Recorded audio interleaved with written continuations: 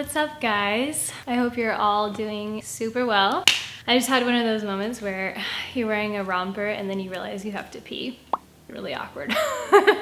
All right, I've seen a few of these videos circulating around on YouTube. I'm sure it's been a thing for a while, I don't know. But I thought I'd do one for myself, and it's called 10 Things I Don't Own. Austin and I live a more minimalist life than probably most people, kind of just due to our lifestyle over the last few years. We've moved a lot, and so therefore we haven't really wanted to have a lot of stuff. And now that we're settling into our home, I find myself paying really close attention to everything that we bring into our home, because we've been so minimalist that it just comes naturally to think twice about every single thing that we buy, so that we're not buying unnecessary stuff and filling up our house. It's so easy to do, right? When you finally start to settle in somewhere, it's so easy to just buy all the things. I feel like we've been really careful about that. So I wanted to share with you guys 10 things that I don't own in my minimalist island life. So let's just get started. The first thing that I don't own is a toaster. I haven't owned a toaster in probably 4 years. When Austin and I first got married, we got a hand-me-down toaster from his grandparents, I believe. It was useful and everything, but it always made a mess because I didn't store it on the counter. I stored it in a cupboard. So every time that I would pull the toaster out of the cabinet, it would spill crumbs everywhere. And I just kind of got fed up with it. When we were decluttering for the first time in preparation for our first cross-country move, one of the things that I was like, I don't want this anymore, was our toaster. We have not owned a toaster since then. If we want to toast something, we will just stick it in the oven under the broiler or toss it in a frying pan, just flip the bread and it toasts it just fine. So we don't really have a need for a toaster, and we've gone so long without one, I don't really picture us ever getting one again. At this point in life, we do not own a toaster. The second thing I do not own is nail polish.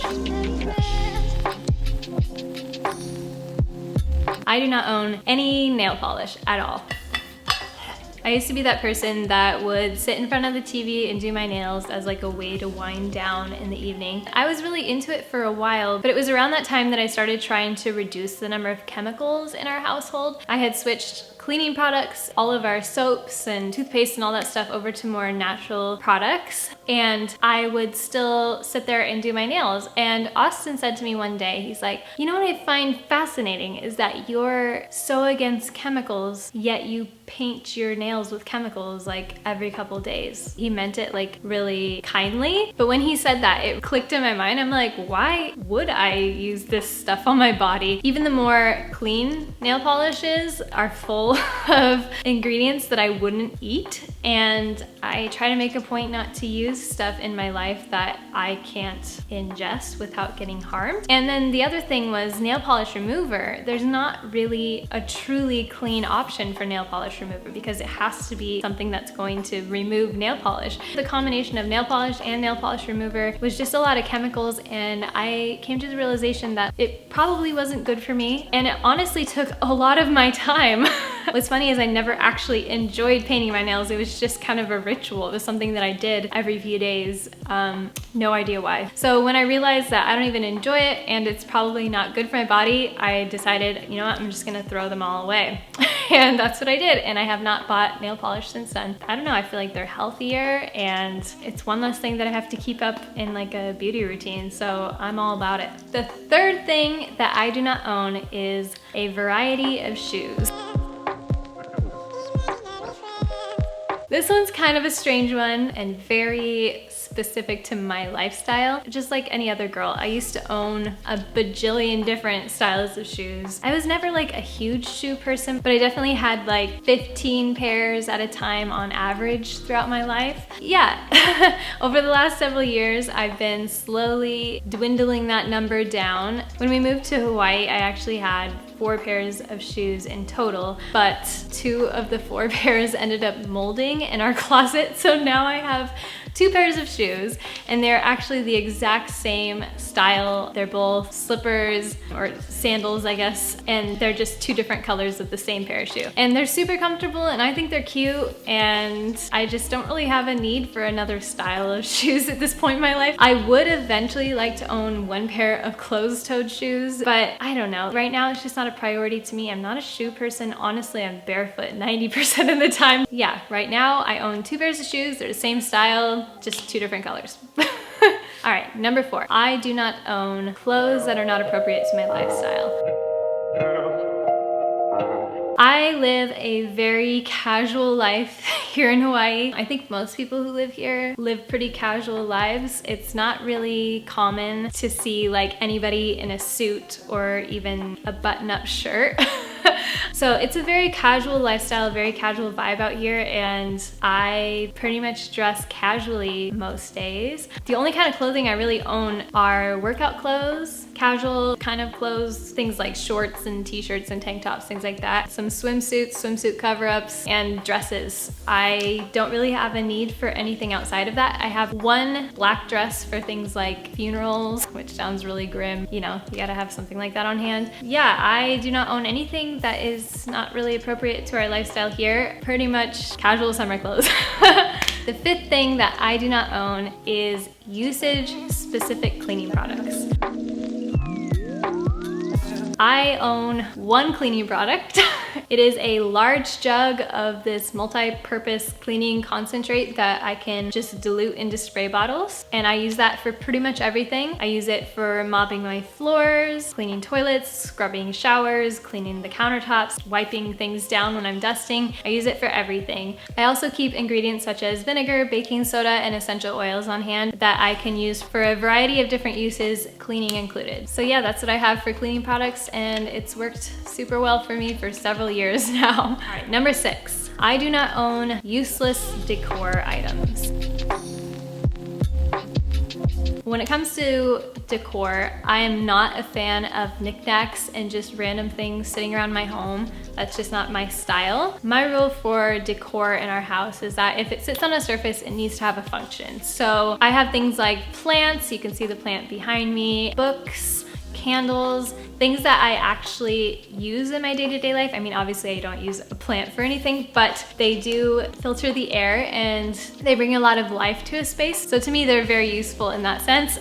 But the books that I have sitting out as decor, they're books that I actually read and love. The candles that I have in our home are candles that I actually light. I don't like to just have things sitting around my home just for ornamental purposes. I'm a big aesthetics person, so when I bring something into our home, I like to make sure that it's both functional and beautiful.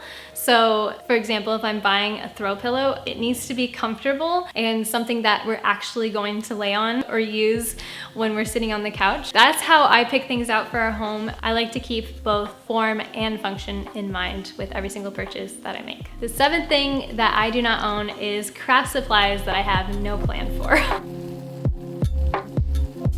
I used to have a desk in my bedroom when I was a kid, full to the brim, like 3 drawers just packed full of craft supplies. And when I say craft supplies, I mean like junk I had collected and put in my drawers for just in case if I want to do a project with it later. And I was very crafty as a child, so arguably you could say that it was useful for me to have that junk collection. But nowadays, I am much more intentional with my craft supplies. I do not keep things or even collect things unless if I have like a solid plan for them. Number 8 is books I will not read again.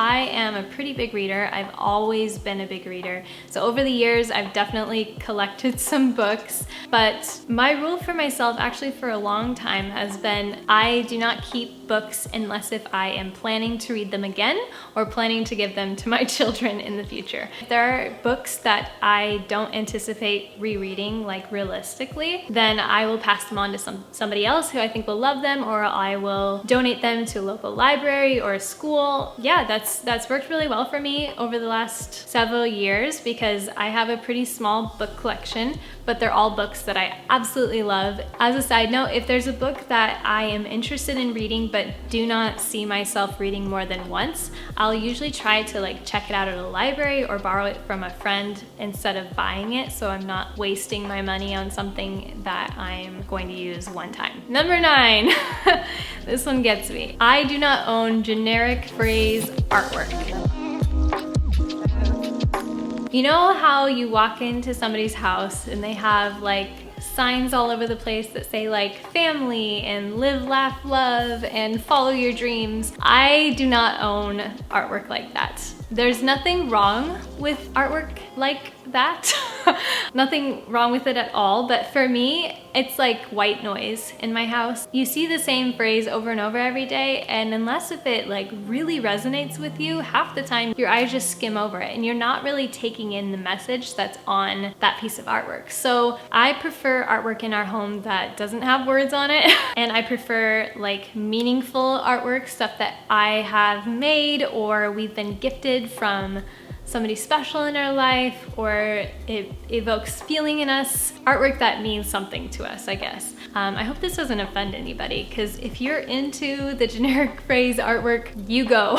But for me, it just doesn't really do anything for me, so we do not own any of it. Finally, number 10 is seasonal decor.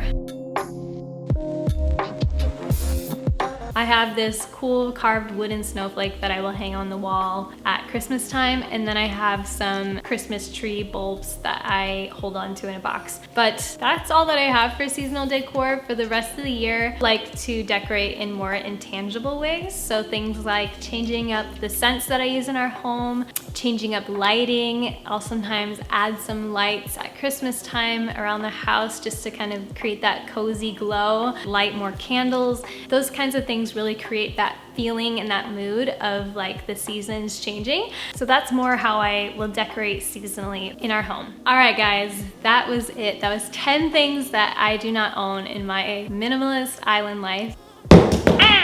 Saw that coming. If there are any like common household items that you live without, let me know, because I'm always curious how people do things differently from the norm. Thank you guys for watching. I hope this inspired you in some way, I guess, to maybe reevaluate what you own in your home and in your life, and if those things are really bringing anything to your life, or if they're things that maybe, like my toaster, just cause constant frustration for you. Let me know in the comments down below. Thank you so much for watching, and thank you for being here. I just hit 400 subscribers. I know it's a small number, but it feels really big. When I think of 400 people in one room, I'm just like, holy cow, that's a ton of people. Yeah, there are people out there with like 1 million subscribers, but 400 feels so huge, and it's so amazing to see my channel growing little by little. So every single one of you who have subscribed, I really appreciate it. Please stick around, coming out with content every single week for you guys, and sometimes twice a week. Thank you guys for watching. Subscribe if you haven't yet. Like this video if you enjoyed it, and I'll see you guys in the next one. Bye.